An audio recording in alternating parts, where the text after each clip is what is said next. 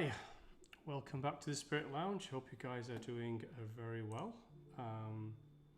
Okay, so today we're continuing on with the Nag Hammadi Scriptures, and this one's pretty short today because the chapter that we're going to review was actually pretty short. Almost all of it we've covered in one of the other previous chapters covering some of the other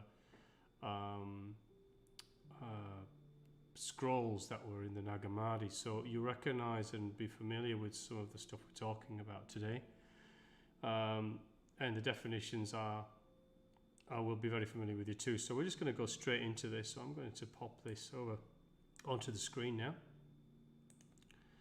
Okay, let me put it onto my screen. I have a little bit of an extra at the end of this, so I'd ask you to persevere through this and also watch the video at the end. I'm going to repeatedly play it and I'll tell you why later. So this is called The Nature of the Rulers.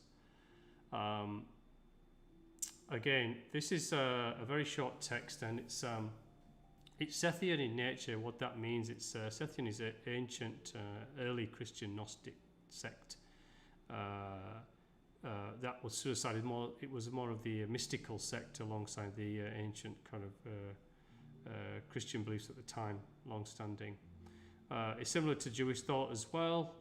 It was sent to an undisclosed recipient, or someone who asked questions on this tractate was sent to them, or this treatise, however you want to call it. It's clarifying the nature of the rulers, i.e. the archons, the demiurge.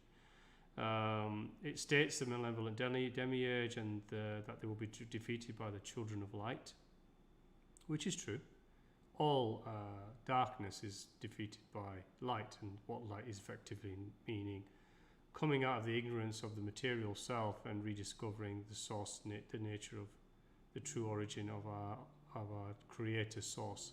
That's what light and dark effectively is. The further you drop into ignorance, the further you drop into darkness, and the more you're attracted to material, egotistic, desire-driven, intellectual, mind-orientated, ego-driven fulfillment, dominance, control, power, greed, that kind of thing.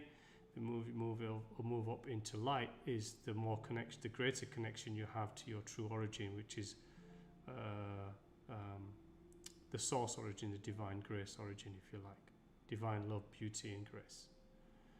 And this is pretty much talking about the demiurge itself, the nature of the false creation, and Adam and Eve and Noria, the various daughters, and so forth. And so we'll go straight into this. Okay, the first one is the real nature of the authorities. The authorities are the demiurge, the archons, the demonic energies, the ones that will push down into chaos or the material matter. Concerning nature of the authorities, our struggle is not against flesh, but against the authorities of the world and the spirits of wickedness. You could choose which way one wishes to take these tractates, doctrines, treatises, stories. They could be metaphorical. If you want to take them literal, then that's up to yourself. But this is also, I think, much of it metaphorical, if not all. This wickedness is also our duality, our light and dark, our ignorance, or awakening mind, or material spiritual selves. The blind demiurge.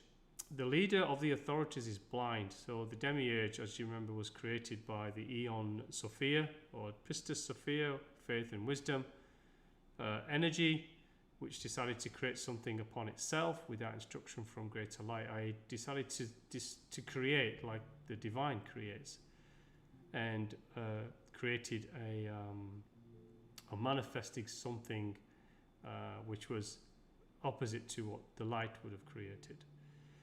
It says, the leader of the authorities is blind and said, I am God and there is no other but me. He said this, and therefore sinned against the realm of the all, saying that it was God and it was the source and the divine creator force. You are wrong, Samuel. And this was shouted down from Sophia, which created this aberration. And Samuel means blind God. It is blasphemy that he had uttered. And this is also very similar to today's world, and the world that we manifest today. It's an abhorrence. It's a complete inversion of light. It's almost like the cross has inverted itself upside down, which actually has happened.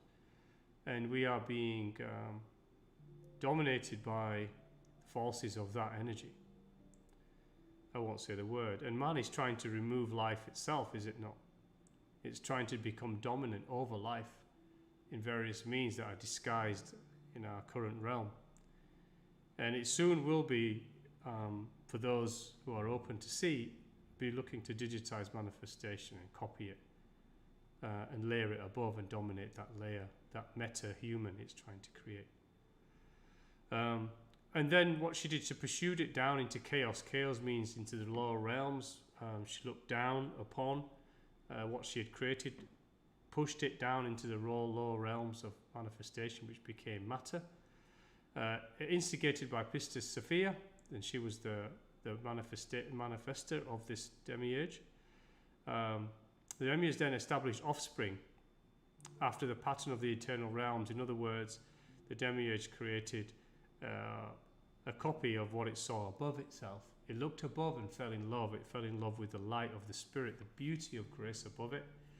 Sophia looked down from the waters being the demiurge looked above through the waters and saw an image looking down through the waters of light, that being Sophia, which is the image of grace of God. Looked down into the regions of waters, the lower astral authorities fell in love with that light, that image. Incorruptibility looked down. Incorruptibility is the divine spirit. She might bring all into union with the light. What this basically means is that Sophia cast what she had created down into the lower astral, lower energies, which created then formed matter. She looked down and sent incorruptibility, the light of her own vision, her own self, which is the eon of grace and the God energy, the divine source energy, down into that matter, so that it would eventually become a union with the light. Everything that was dark and manifest and corrupted and that became ignorant into this divine, this matter realm, would then discover its light and become unified with grace. This is exactly what we're challenged to do in this life. Hence I said this is all metaphorical. I would say the majority of humanity has lost its light, has become ignorant, has attached itself to the material, attached itself to intellect, its intelligence, intellect, mind, ego, lust, desire-driven, ego-driven, material dominance, power, money, the physical body, its look, its vision of itself in the mirror of its physical body, its attachment to the physical body. All of these things are the material realm attractions and attachments. This is what we are challenged to detach from and connect to the divine light, which is what this is saying, where we become back into union with where we came from, which was the vision of the light in the waters above. So the blind demiurge, what is that really? Well, it could be us. It could be a verse created by the all. The demiurge is actually us. The blind, the ruler demiurge is the energy and the manifested duality force that everything that is conscious in the universe has created as it's dropped away from its origin of light and discovered free will, its ego and the attractions that the ego and envy and lust and the seven sins, if you like, make us create a consciousness, an energy that then manifests as we feed it more energy and more and more and more energy. It becomes life itself, and this is what I believe the demiurge actually is. Okay, the creation of Adam and Eve. The rulers made plans, so manifested energy. Let's create a human of soil from earth. So these archons, which were the children of the demiurge, to rule the children of the archon, of the demiurge, decided to create a human. As it looked above, it saw the image of light. And then it decided to create a human, which they formed in the bodies of itself, but also in the female, the image that they thought they saw in the waters above, which was the divine light looking down upon them, which was the emanation of Sophia. Formed the human after their own bodies, and the image being what they saw, appeared to them in the water. Let's grasp the image to see its male, and it will fall in love with it. So, and we may seize it with the form we have shaped. So they tried to create an image of a male to then attract the light image that they had seen. So it would be fall in love with this male image and come down to it. In metaphorically, what this is, the spirit is known as a female force, and so they created what was known as an opposite of that force to try to attract it, because they could not create a female spirit because it was a divine energy. And these archons are manifested from disillusioned, distracted, distorted energy. Where are we? So they did not understand because they are powerless. Sabaeoth blew into the face. This is demiurge, means the lost god. And the human acquired a soul. So this thing that they'd created, this form of earth, then had an energetic aura in other words, it started to exist. It had started to emanate energy of existence. In other words, similar to the archons that the demiurge had created. But they could not make him rise because it had a soul, it had a body, but did not have light inside, i.e. the spirit. They tried to make it like the image in the waters, gaze from above to below. All things came to be by the will of the Father of all. So in other words, everything was created by the forethought and the divine plan. In other words, so the divine plan was to push light into the lower realms, to then bring it into the union with the above. It saw a person on the ground, and then the story is that the spirit came forth in an image from above down below. It made its home with him. In other words, it came down, and the spirit was sent down from above, and it entered this form of man, or Adam, which had a soul but didn't have a spirit, and entered Adam and gave it a spirit. The rulers then gathered the animals to see what Adam would call them. And then they put them in the garden, which is earth, I would say. Told Adam not to eat from the tree of knowledge, or the tree of life, the good and which would give him knowledge of good and evil, as you would surely die. This die would mean awaken from the material and into the spirit. And they didn't, obviously. The force of duality would not want that. So Adam might not perceive them as would a completely material person. What this means that Adam may not see the distortion that they are if they keep Adam in an ignorant state and keep him away from the spirit that had been entered him from above. The rulers then plotted to enforce ignorance and forgetting, i.e. a deep sleep upon Adam. They cut his side, and they extracted the divine spirit that had entered him, i.e. the living woman, the feminine energy. And then they said, "Arise, Adam." Adam then saw the spirit. The spirit then came to Adam and said, "Arise." So that means come to life. Adam then saw the spirit and gave reignited life back into Adam, as the story goes here.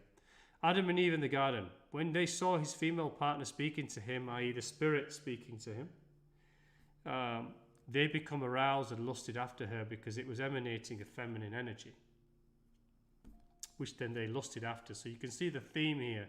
The lower energies were all of lust and desire, dominance and control, ignorance, and keeping that energy of ignorance, maintaining that frequency of loss and distraction and attachment to the material, particularly sexual in this case. And it says, "Let's ejaculate." It had other words and I left them out. In her, she left, so the spirit of Eve, which is their spirit, moved away but left and laughed at them and left a shadow of herself behind. And this became what was known as the physical Eve, or the shadow within the shadow realm. and they defiled that instead. But they thought they were defiling the actual spirit of Eve. The female spirit came into the form of a serpent later, which means the snake. So the female spirit from above came in and spoke to what was then the human form of male and a female, and said that they would not die from eating from the tree of knowledge, that they would be like gods, knowing good and evil. So obviously this is the story of the serpent and Adam eating from the apple, and the demiurge, which is the form of the serpent on the floor with an erectile position, which you see in many depictions. Okay, the rest, they eat from the tree. So Adam and Eve took from the tree and ate. So in other words, they had expansion towards light. In other words, ignorance was defeated and they were suddenly given knowledge and awareness. Imperfection became apparent, so they looked upon themselves and they saw themselves in their nakedness, i.e. they saw themselves in their detachment, they saw themselves in their loss, they saw themselves in their distortion that they were given, this ignorant state. They were stripped of the spiritual. They saw they were stripped of the spiritual. They took fig leaves as metaphorical and put them around their naked bodies. The leader of the archons, the demiurge, then came and says, "Where are you, Adam?" What that means is Adam was there in front of him, but the archon didn't recognize Adam because he was no longer an ignorant material being. And so he didn't recognize the spiritual Adam. The woman gave me fruit, i.e. the Eve. And the woman said, "The serpent deceived me," because the spirit came down and spoke to them through a serpent form, which was one of the animals that the archons had created, these forms, in their lower world, had deceived me, i.e. the spirit had said, "Eat from the tree." The rulers turned unto the serpent and cursed its shadow, so they were cursing something they had already created, thinking that it was a spirit. They cast Adam and Eve out into great confusion. So they weren't actually cast out of earth; they were cast out of, I suppose, the energy of them, and cast out into the world just to become slavish. In other words, a life of toil and great confusion that absolutely exists today, does it not? Preoccupied with things of the world and have no time for the Holy Spirit.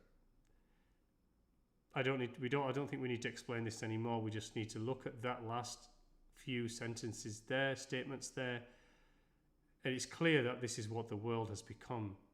This is a metaphor of what we were becoming and what we have absolutely become today.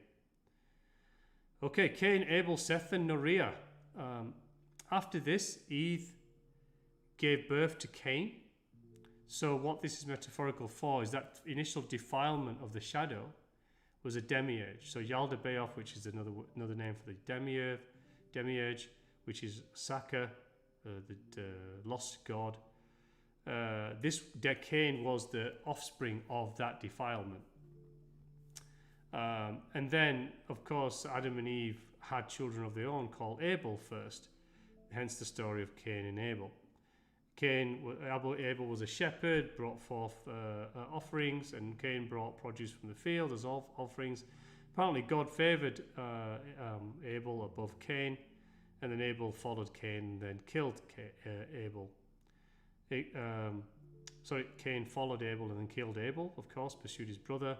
They then bore Eve and then Seth in place of Abel.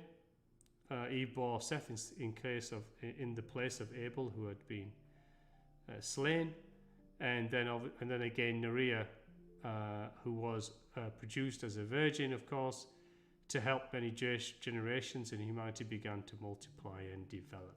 So this is effectively saying that they were procreating and giving birth to other beings, which then gave birth to the rest of human form.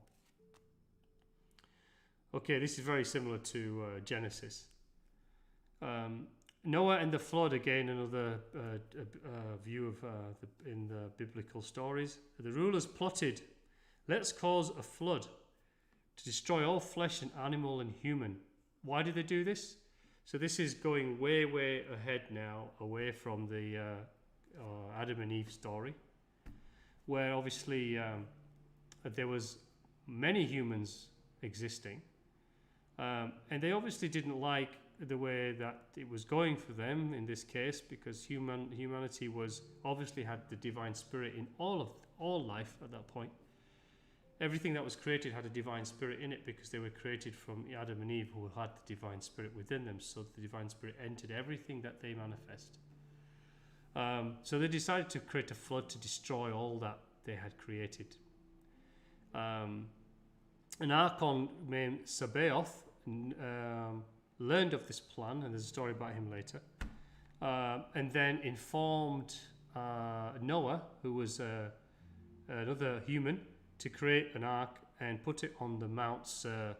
Mount Ser was known for wisdom and knowledge. Noria came wanted to board the ark and didn't let her, so she blew in it and it burned down, and Noah recreated another ark. It's interesting, Mount Ser. It's known as a mountain of wisdom and knowledge. You could look at the origins of the word sir. We call people sir.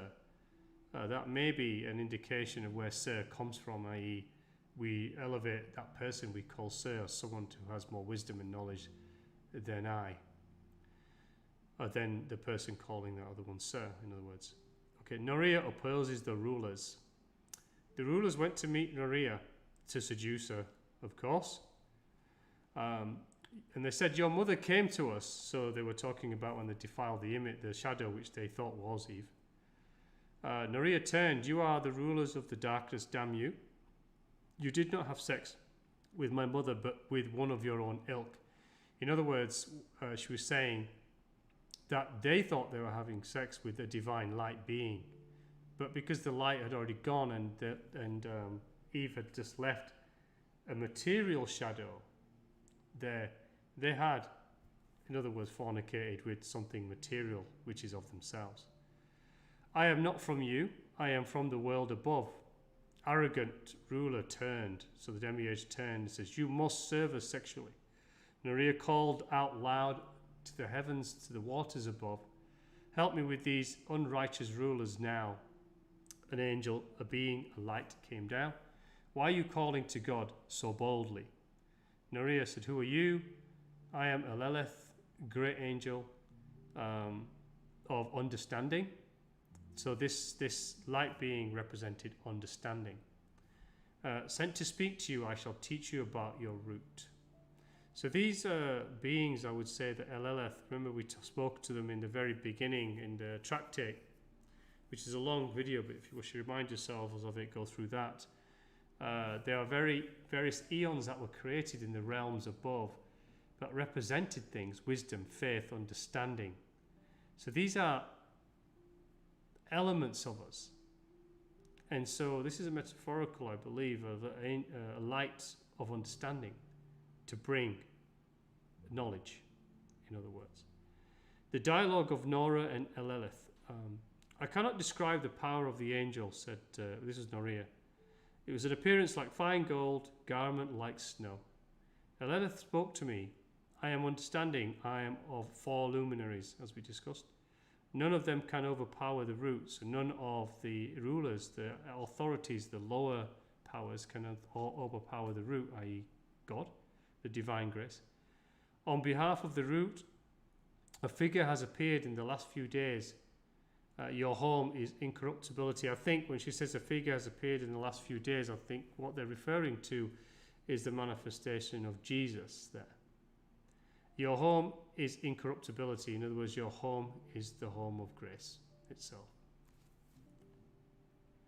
Okay, Lilith's story of creation. Teach me about the power of these authorities, these lower archons, demiurge. Lilith said to me, incorruptibility dwells within infinite realms. Sophia, who is called Pistis, faith and wisdom, Sophia and her duality opposite was faith, wanted to create something by herself.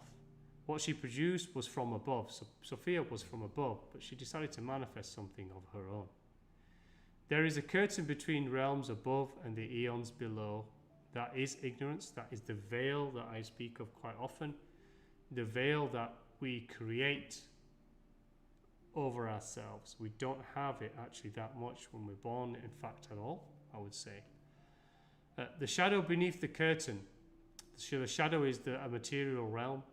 And remember in the previous video we said anything below the horizontal of the cross is the ark, and everything else will be pushed below the ark, the lower nature of being.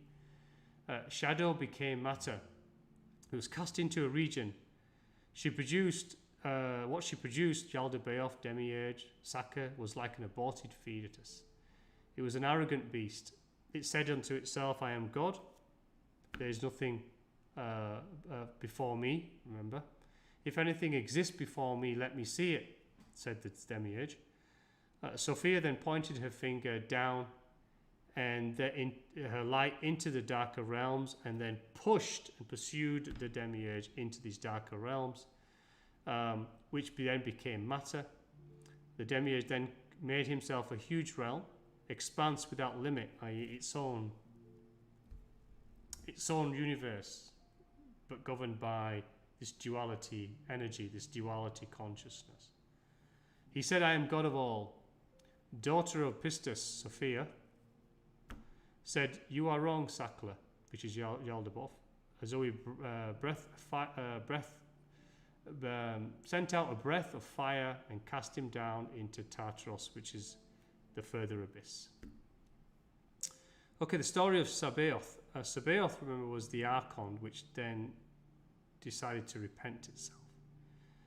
The creation of Yaldabaoth, or the demiurge. Son of Sabaeoth, son of Yaldabaoth, saw the strength of the angel, Zoe. So the archon was looking above and seeing what was going on, and saw the power of the light above Zoe, the daughter of Sophia, and what she had done. She was able to cast Yaldabaoth down into the depths. And so he decided to repent. He repented and condemned Yaldabaoth, his own father, and matter from which he came. He sent songs of praise to Sophia, which was above, but was also relegated to the seventh heaven until everything became in union with the light. She was relegated to the seventh heaven. That's where the seventh heaven comes from. And Zoe, so Zoe and Sophia took this Sabaeoth up into the seventh heaven and gave him governance over parts of it, and called him the god of powers, the god of chaos, over the chaos. So he was given governance and more powers over the archons below. And Sabaeoth made himself a huge four-faced chariot of cherubim. So this is the chariot you see in many paintings of a being on a chariot with the faces of three cherubs, children at the front, fighting evil. Zoe was then sent on his right hand side to teach him about things that are within the eighth heavens and the realms above. And an angel of wrath was on his left hand side. The Yaldabaoth envied him, so Yaldabaoth looked up, saw what happened to the thing that he had created, something of matter which he saw lesser than him, then being elevated to the seventh heaven, given governance over the archons it had created, and then envied him. And this is the same where beginning of envy came. Again, I believe this metaphorical envy was created by all that exists in the universe when it created ego and decided to discover envy through ego. But all these things came to be by the will of the Father of the all, after the pattern of all that is above, so that the sum total of all might be reached. This is a very interesting statement. So this is saying that all that is manifest was also already forethought, was already known, because the Father of the all is all-knowing, knows what is, what has been, what will be, what never will be. And so that everything is in the will of the Father, because everything is in the will of the all. Everything exists, every distortion exists. So therefore, what is created by duality is a pattern of above and below. We are reflections of the above in our spirit, and also the below in the material. So this is effectively saying that all that was manifest in the distortion below was as the same and replicated above, because what is above is below, because it is within the above. And some total of has, and the sum total of all has been reached. There's a word all missing here. What this means is that everything below will then come and return to its light. I said in previous videos, to manifest from form entirely, from self-imposed incarnational cycles or anything at all, is for us to recover our attachment to our egos, our material selves, and remove fear and restore ourselves to our connection with the divine. And through this is how we return to the divine. So what this is saying, sum total of all might be reached. This is saying that everything that has been distorted, everything that has reached ignorance, everything that has attached itself to forgetting, everything that has attached itself to matter, will bring everything back to light when they have individually, each being and entity has come back to light. This is where the rediscovery of Eve, which is the spirit within, and the balancing of the masculine and the feminine within the one, is what you're challenged to discover, and the path that we're all challenged to embark upon, persist with faith, and complete, whether in this lifetime or many others. And in conclusion, it says, I said, I am also from, and so Noria asked, am I also from this matter? Lilith said, you and your offspring are from the Father. Souls come from above, in other words, the Spirit. Incorruptible light. Authorities cannot approach incorruptible light. Absolutely true. The more you attach to light and grace, more that you emanate it and become it in every action, word, thought, and intention. I know I say this a lot. It's very important to become, not just practice, but to become what it is that you're looking for, is to become that thing. And then nothing can reapproach you, nothing can reproach you. All who know this way of truth are deathless among dying humanity. That means you cannot die, i.e. you cannot drop into ignorance. Once you know the truth, it's like if you see something, you can't unsee something. Once you know the truth and connect to the divine within yourself and have no doubt whatsoever, so much power of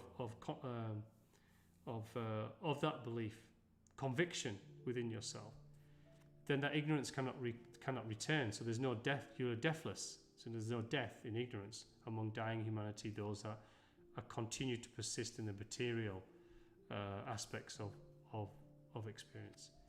She says, how long will it be? It says, until true human in human form reveals the spirit of truth. Precisely. We are here to become more than human, to transcend away from human. The true human is the light within. Freed from blind thought, ascend into the infinite light. Then the authorities will surrender their years and ages. Then all the children of the light will know the truth, which is the root, Father of the all, Holy Spirit. They will all say with one voice. An excellent concluding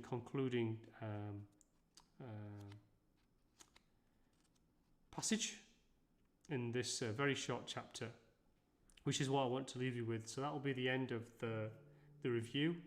I hope you enjoyed that. You do need to, I'll just put my camera back on now. So I hope you enjoyed that. Now, it's important to understand what so far everything is saying to you. And you can take whatever you take away from this. I'm going to repeat this over and over and over again because it needs to be. In the video I'm about to show you, I'll be presenting to you over and over again as well. It's going to become so apparent, the validity of this video that I made over 2 years ago. This is the intention, and that you see at the beginning, the first part of this video.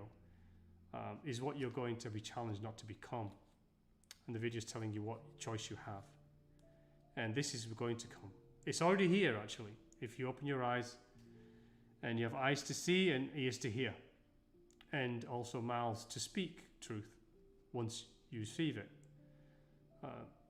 The only passage and path that you need, that we all need to be concerned about, outside of just developing the experience on this earth plane, is the passage back to light. And this is the one that's internal to yourself. Everything in this book so far has been telling you this. Outside all the stories and the metaphors that are wrapped around this single statement, the single message is this one. And so take time to meditate on what you're hearing, but embark upon the path and do it with persistence and faith. But eventually you will embark upon this path on your own, once you've received a level of frequency and expansion to do so. Remember in the previous video, it did say that you'll only receive what you're in frequency with. You'll only receive the growth and the knowledge that you are ready to receive. And so to receive great awareness is to evolve in yourself constantly, without fear, with commitment, with faith, with complete trust, absolute unwavering trust in your purpose here, and that there is a divine out there and that you are with it, and there's nothing that can happen in this archontic earth plane and the experience that it is imposing upon us right now, because what we are is in an archontic energetic experience at this moment. Can't touch you, and it will not touch you. So have faith in that. So I want to wish you well and say God bless to you all, and I hope you enjoy this the video I'm about to show you. Let me know your comments on it, but I will play it often, and I wish you well, and God bless, and take care.